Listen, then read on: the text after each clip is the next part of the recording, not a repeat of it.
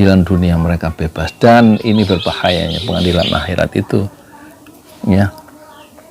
Dan itu pembunuhan itu adalah salah satu dosa besar yang akan ditanggung oleh orang-orang yang terlibat dalam pembunuhan itu.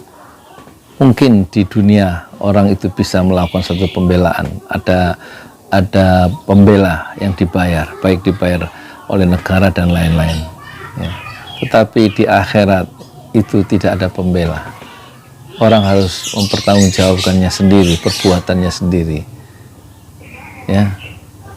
Malik Yaumiddin, raja di hari akhirat itu hanyalah Allah. Dan tidak bisa, di dalam Al-Quran disebutkan orang-orang yang berdosa itu nanti terkejut, ya, melihat kitab catatannya. La yughadiru saghiratan wala kabiratan illa ahsaha. Ma li hadzal kitab, ini kitab buku harian apa kok semuanya nggak ada yang terlepas. La yughadiru saghirah wala kabiratan illa ahsaha. Yang kecil ada, yang besar ada, illa ahsaha, nggak ada yang tersembunyi. Assalamualaikum warahmatullahi wabarakatuh. Saya Yudi Pramuko, tukang donat dari Parung YouTuber tertua di semesta. Ada berita yang deg-deg ser. Apa itu, Pak? Berita tentang bebasnya, ya, pembunuh 6 orang dari pengawal Habib Rizik dari Front, Laskar Front Pembela Islam. Bunuh 6 orang, divonis bebas, ya. Sementara Habib Rizik melanggar prokes tidak membunuh, itu divonis, ya, 6 tahun penjara. Coba perhatikan, Habib Rizik kemudian dapat keringanan hukuman dari Mahkamah Agung kalau nggak salah, ya, menjadi 2 tahun penjara, tapi dulu divonis 6 tahun penjara gara-gara berkerumun, melanggar protokol kesehatan. Sementara pembunuhan yang dilakukan oleh polisi dari Polda Metro Jaya dan ya itu bunuh 6 orang, itu divonis bebas, ya. Kita, inilah negeri kita, ya, inilah NKRI yang kita cintai bersama, bahwa membunuh manusia itu seakan-akan, ya, dibenarkan asal kita membela diri, dan sebanyak itu. Padahal menurut visum yang dilakukan oleh dokter yang terpercaya itu ada bekas-bekas penyiksaan, ya. Pertanyaannya, apakah penyiksaan itu dilakukan sebelum mati atau sebelum mati ke 6 orang itu, sebelum wafat, atau waktu masih hidup dilakukan penganiayaan dan penyiksaan itu. Kalau dilakukan masih hidup, berarti ada satu pihak yang tidak berdaya, yaitu orang yang disiksa itu. Katanya ada bekas seperti dibakar, itu di saksi-saksi yang memandikan mayat itu, dan juga memang nggak ada kuku yang dicabut, ya, katanya dokter yang meriksa, tapi luka-luka lebam, dan kemudian 6 orang itu ditembak dengan 19 peluru, kepala, dada, dan lain-lain. Itu agak sukar menyimpulkan bahwa itu pembunuhan yang dilakukan karena sang polisi itu membela diri. Yang 3 orang, yang 1 sudah mati sebelum diadili, ya. Kita nanti ini, ya, kita lihat respon Habib Rizik Syihab, ya, di dalam penjara soal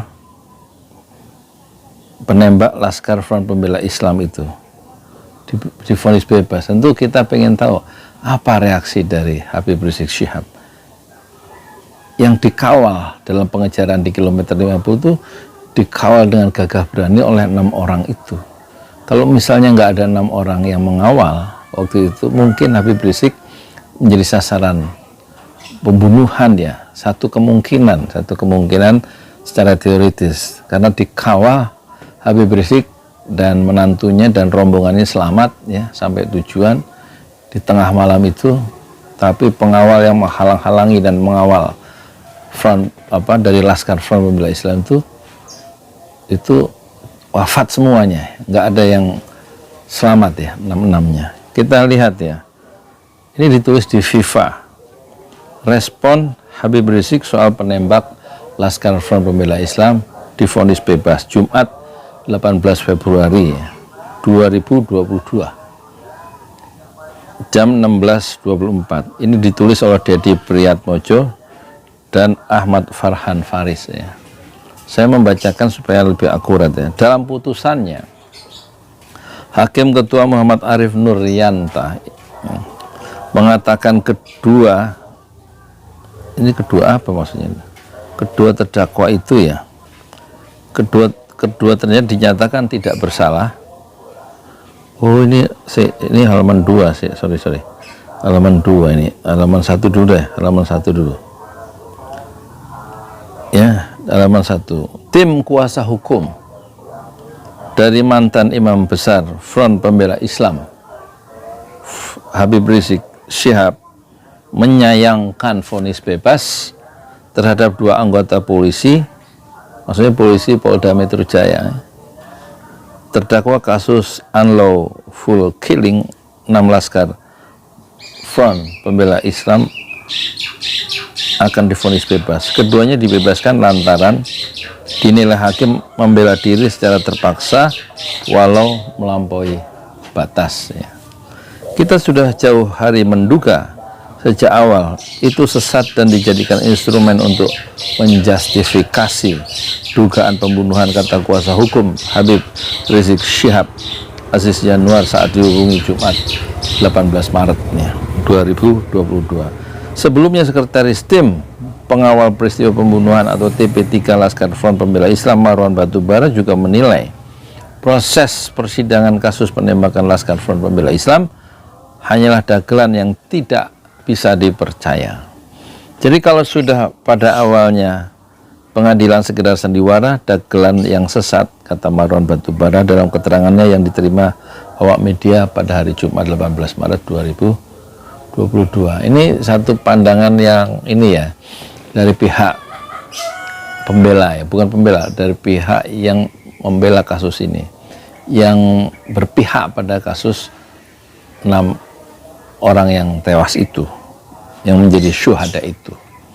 Menurut Marwan, putusan majelis hakim yang membebaskan kedua anggota polisi tersebut sangat tidak relevan dan membodohi masyarakat.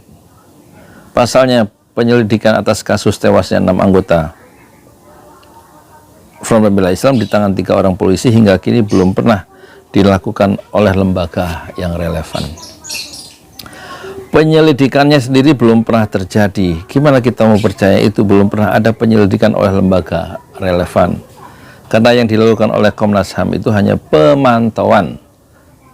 Jadi kalau mantau artinya proses penyelidikannya belum pernah terjadi. Ini kata Marwan Batubara. Diketahui Majelis Hakim Pengadilan Negeri Jakarta Selatan pada Jumat 18 Maret 2022 menjatuhkan vonis bebas terhadap 2 terdakwa 2 kasus penembakan 6 orang Laskar Front Pembela Islam, Bribtu Fikri Ramadan dan Ibda M. Yusmin Ohorella. Ya. Ini luar biasa ini. Inilah negeri kita ya, negeri Indonesia yang kita cintai dengan segala masalahnya ya, begitulah ya. Kita harus menerima, bukan menerima, harus menerima kenyataan meskipun kenyataan itu pahit ya. Dalam putusannya Hakim Ketua Muhammad Arif Nuryanta mengatakan keduanya dinyatakan tidak bersalah lantaran kedua terdakwa melakukan pembelaan terpaksa melampaui batas. Mengadili menyatakan bahwa terbukti melakukan tindak pidana sebagai dakwaan primer penuntut umum, menyatakan perbuatan terdakwa Fikri Ramadan dan M. Yusin dilakukan tindak pidana dakwaan primer dalam rangka pembelaan terpaksa melampaui batas, menyatakan tidak dapat dijatuhi pidana karena alasan pembenaran dan pemaaf, ujarnya saat membacakan vonis di Pengadilan Negeri Jakarta Selatan Jumat 18 Maret 2020. Dulu saya pernah ikut menghadiri sidang di Ampera ini, Pengadilan Negeri Jakarta Selatan, waktu Tony Ardi diadili di situ ya. Terus saya diusir sama TNI. Arief menjelaskan pihaknya dalam hal ini melepaskan terdakwa dari segala tuntutan atas kasus penembakan yang mengakibatkan tewasnya anggota Laskar Front Pembela Islam tersebut, melepaskan dakwaan dari segala tuduhan, dari segala tuntutan, memulihkan hak-hak terdakwa, ujarnya. Terus berikutnya, apalagi habis ya. Jadi kita merasa aneh ya. Orang yang membunuh 6 orang ini di mata saya sebagai tukang donat ya. Orang melakukan pembunuhan, kemudian dinyatakan secara dalam pengadilan yang sah, itu dinyatakan tidak bersalah ya, karena mereka dianggap melakukan pembelaan diri, meskipun pembelaan diri itu melampaui batas ya. Saya tidak mengerti bahasa hukum itu, tapi kalau menurut logika yang sederhana, kok ada orang bunuh itu nggak ada hukumannya, padahal dalam perspektif Islam itu membunuh satu orang itu harus dibalas kisos dengan sebanding, dibunuh lagi. Kalau keluarga yang korban yang dibunuh itu tidak memberikan maaf ya, kalau memberikan maaf maka sang pembunuh harus membayar sejumlah uang diat istilahnya gitu ya. Semoga saya nggak salah yang mengasih penjelasan. Tapi kalau keluarga tidak memaafkan keluarganya yang dibunuh itu oleh si A misalnya, maka si A itu wajib dibunuh. Itu Islam, itu syariat Islam. Dari kacamata yang wajar itu satu keadilan ya. Kalau mata dilukai dibalas dengan mata yang dilukai, kecuali kalau memang dimaafkan oleh yang merasa dizolimi itu. Sekarang ada 6 orang dibunuh oleh 2 orang dan keluarganya tentu tidak pernah memaafkan. Belum ada keterangan keluarga 6 orang itu begitu ridho, rela ya, anggota keluarganya, anaknya atau adiknya atau pamannya itu dibunuh ya oleh 2 polisi Polda Metro Jaya, dan mereka sudah memaafkan. Sampai sekarang saya secara pribadi belum menerima atau membaca pernyataan maaf dari anggota keluarga yang 6 itu memaafkan pembunuhnya 2 orang itu. Barangkali pembaca sudah mempunyai informasi bahwa keluarga yang 6 orang itu memang sudah memaafkan 2 pembunuh itu. Barangkali ya, saya nggak tahu.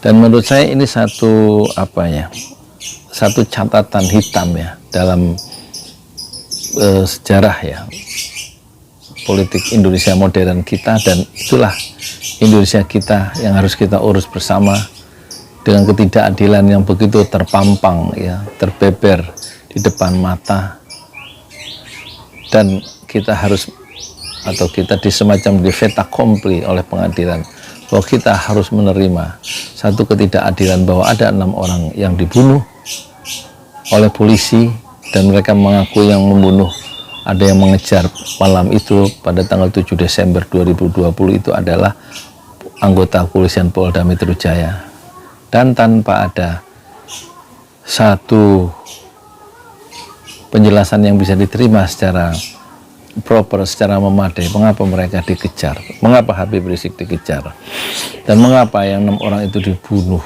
ya, dalam kejar-kejaran di malam itu. Dari segi Habib Rizik tentu kita bisa menerima bahwa mereka itu perlu membela diri karena dikejar oleh orang-orang yang tidak dikenal. Tetapi faktanya yang muncul adalah 6 orang itu yang menjadi pengawal Habib Rizik dalam rombongan menuju pengajian keluarga di sebuah tempat di Kerawang itu justru yang sekarang sudah menghadap Allah Subhanahu wa Ta'ala karena dibunuh secara zalim ya. oleh dua orang yang diadili, dan dua orang yang diadili itu sekarang dinyatakan dalam pengadilan dunia mereka bebas. Dan ini berbahayanya pengadilan akhirat itu, ya. Dan itu pembunuhan itu adalah salah satu dosa besar yang akan ditanggung oleh orang-orang yang terlibat dalam pembunuhan itu. Mungkin di dunia orang itu bisa melakukan satu pembelaan, ada pembela yang dibayar, baik dibayar oleh negara dan lain-lain, ya. Tetapi di akhirat itu tidak ada pembela. Orang harus mempertanggungjawabkannya sendiri, perbuatannya sendiri, ya. Maliki yaumiddin, raja di hari akhirat itu hanyalah Allah. Dan tidak bisa, di dalam Al-Quran disebutkan orang-orang yang berdosa itu nanti terkejut, ya, melihat kitab catatannya. La yughadiru saghiratan wala kabiratan illa ahsaha. Ma li hadzal kitab, ini kitab buku harian apa kok semuanya nggak ada yang terlepas. La yughadiru saghirah wala kabiratan illa ahsaha. Yang kecil ada, yang besar ada, illa ahsaha, nggak ada yang tersembunyi, semuanya terrecord, terekam dalam buku harian masing-masing. Itu yang ada di surat Al-Kahfi begitu. Ma li hadzal kitab la yughadiru saghiratan wala kabiratan illa ahsaha wajadu ma 'amilu hadira. Wajadu, mereka mendapati di dalam buku harian mereka sendiri apa yang telah mereka lakukan. Hadira, hadir, ada, tercatat secara rinci dan jelas, dan mereka membaca sendiri karena sudah diperintahkan oleh Allah dalam surat yang lain, yaitu surat Al-Isra. Iqra, bacalah kitabaka, kitab catatan harian kamu. Kafa binafsikal yawma 'alaika hasiba, cukuplah dirimu sendiri yang menghitung, melihat, membaca buku harian kamu sendiri. Kafa binafsikal yawma 'alaika hasiba, cukup pada hari ini, pada hari kiamat, kamu yang menyaksikan, menghitung dan meneliti apa yang telah kamu lakukan, kamu baca sendiri. Iqra kitabaka kafa binafsikal yawma 'alaika hasiba. Dalam perspektif Islam itulah kita melihat vonis bebasnya sang pembunuh, 2 orang polisi itu terhadap 6 orang, dan dinyatakan bebas, tidak bersalah dan tidak dihukum sama sekali. Hanya kepada Allah kita mengadu dan hanya kepada Allah kita bergantung. Ingatlah, Allah itu esa, Allah itu satu, ya. Tuhan itu satu, Tuhan di dunia dan Tuhan di akhirat adalah sama, yaitu satu, yaitu Allah Subhanahu wa Ta'ala. Saya Yudi Pramuko, tukang donat dari Parung, YouTuber tertua di semesta. Fasbir sabran jamila, bersabarlah dengan kesabaran yang indah. Assalamualaikum warahmatullahi wabarakatuh.